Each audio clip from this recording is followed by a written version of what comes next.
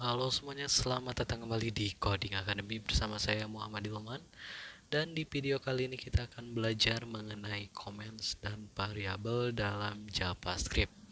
Kita akan langsung masuk ke pembelajaran mengenai pengertian dari comment.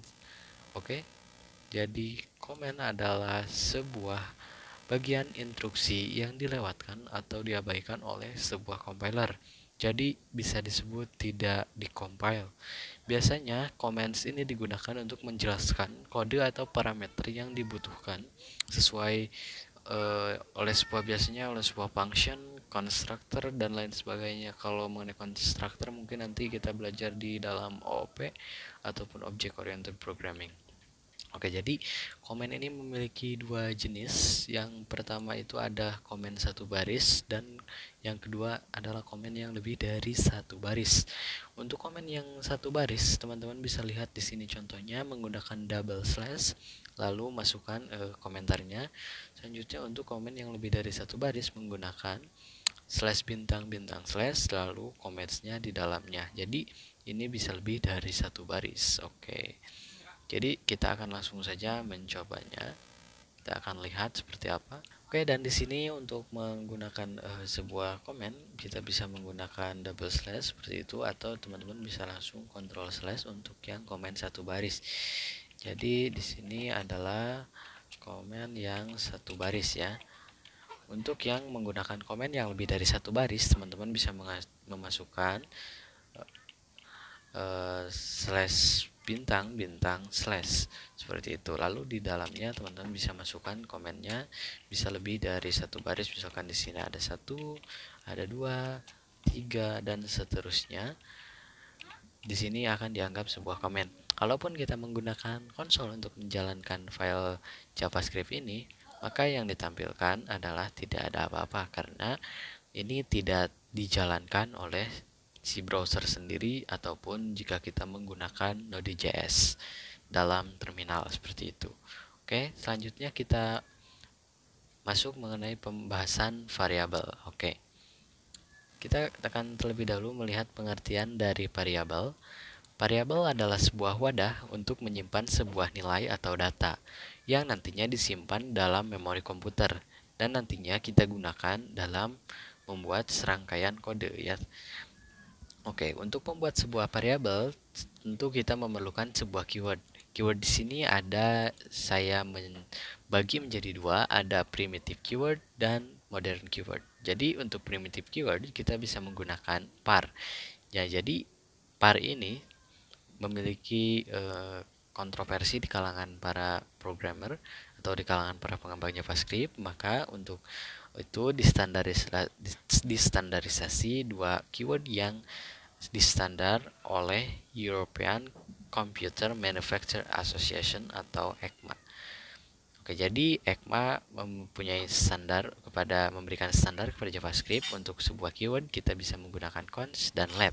Nah, untuk penggunaan let hampir mirip seperti penggunaan var, dan untuk const kita seperti membuat variabel yang disegel. Kenapa disegel? Ketika kita sudah mendeklarasikan sebuah variabel, maka kita wajib menginisialisasi, dan ketika sudah diinisialisasi maka variabel tersebut tidak bisa diinisialisasi ulang.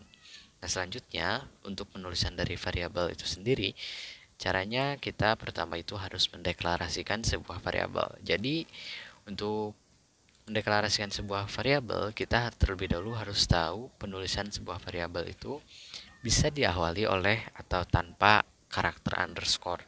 Bisa menggunakan angka di dalam nama variabel itu, ataupun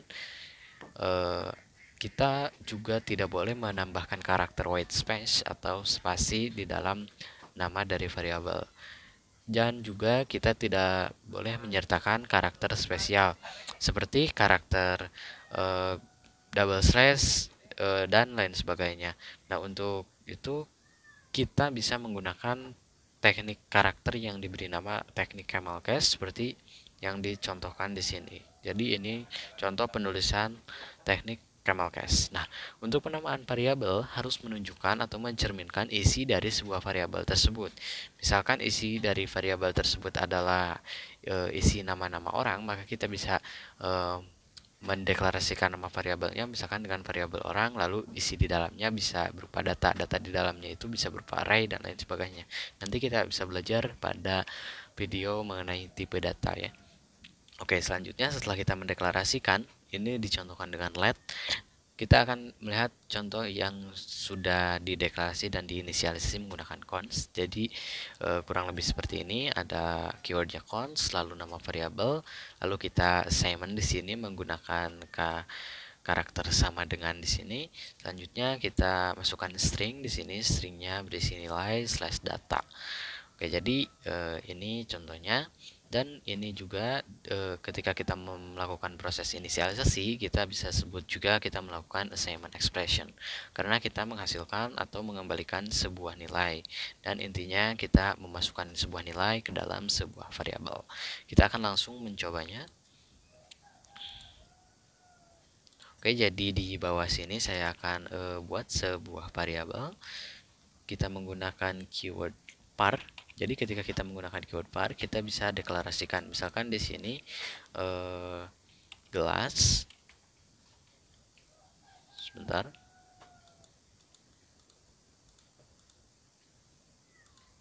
Saya tutup dulu sidebarnya. Misalkan di sini keywordnya gelas. Oke, kita bisa saja simpan dulu, tidak kita deklarasikan. Lalu kita bisa inisialisasi seperti ini. Gelas, kita punya isinya misalkan berupa string air. Oke, jadi lalu kita akan cetak dia ke konsol. Berarti kita tulis console.log, lalu kita masukkan di sini gelas. Oke, sekarang kita akan lihat di konsolnya.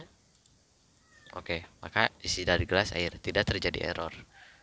Ketika kita menghilangkan karakter air di sini dan kita cetak di sini, di sini gelas, oke.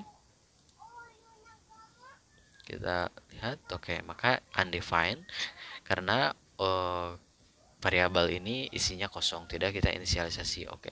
Selanjutnya untuk yang ini sudah cukup. Sekarang kita akan mencoba yang let. Let itu seperti tadi, misalkan kita punya let gelas.